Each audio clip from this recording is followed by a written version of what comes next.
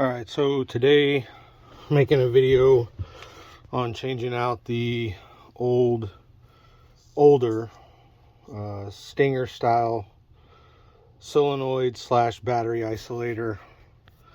The vans will come with two, one for your house power that is connected to the master power switch up front, or if you have a weekender or a Patriot or Passage, your master power is going to be above your sink. Either way, this van happens to be a Ultimate RV from Ultimate Toys, but your setups are pretty much the same. These ones are underneath the driver's side couch. In the more traditional style RVs where beds in the back, galleys in the middle of the van, typically they are located underneath the passenger side of the bed, underneath the trim. So you'd have to take the at least the bottom cushion of the couch off in order to access where they are. You're going to have one, like I said, that's going to connect the house battery with the chassis, which in this van is this solenoid here.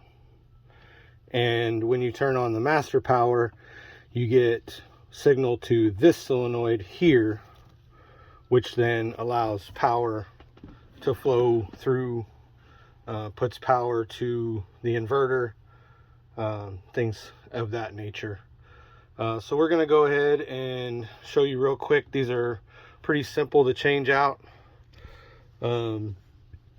You're always going to want to, this big cable is always going to be your house battery cable.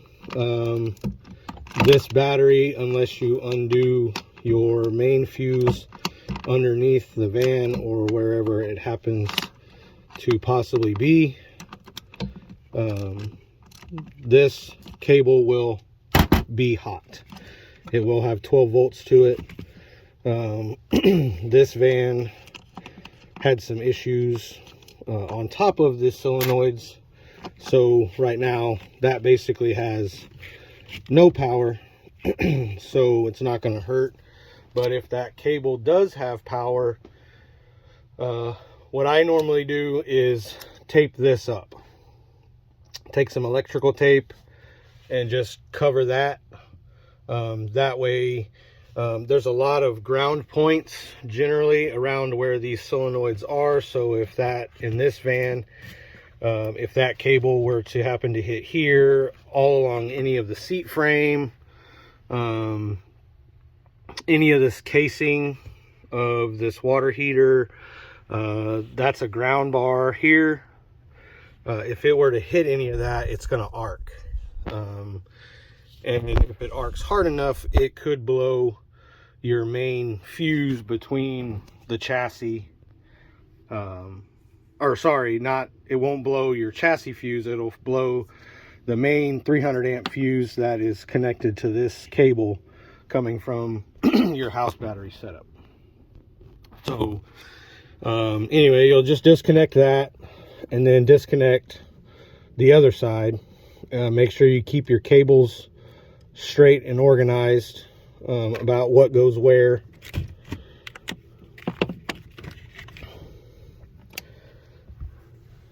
This van has a little bit of a different wiring. It's something that I just replaced. The issue that this van had is there was a short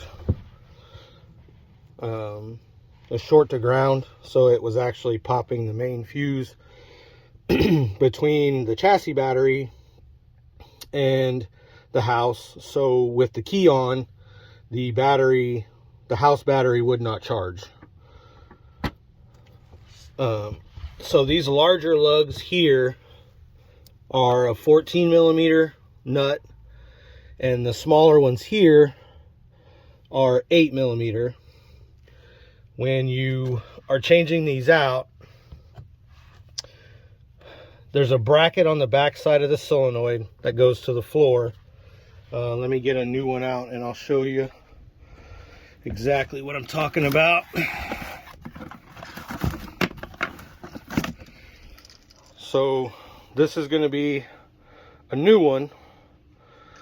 So this is your bracket that I'm talking about.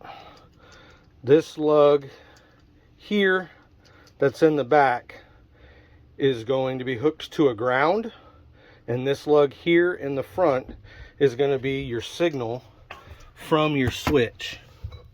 So if you look down in here, this wire here is almost always gray and yellow. This one on this solenoid is almost always green. And then your two grounds are pretty much always black. These wires here will run up and over into this ground bar. Like I said, really easy to swap out. Just keep these wires on these two lugs separate, organized, so that you know which wires go where. And then just always remember that the smaller lug next to the bracket is going to be the ground, and the smaller lug on the opposite side is going to be your switch. When you hit your switch, you'll have voltage here. If you do not hook up this ground wire, this solenoid will not work. If you do not hook up this signal wire, this solenoid will not work. If you hook them backwards, it will not work. So in the process of changing these out, just make sure that you keep all your wires. If you want to label it a certain way for your own good. But again, pretty simple, straightforward.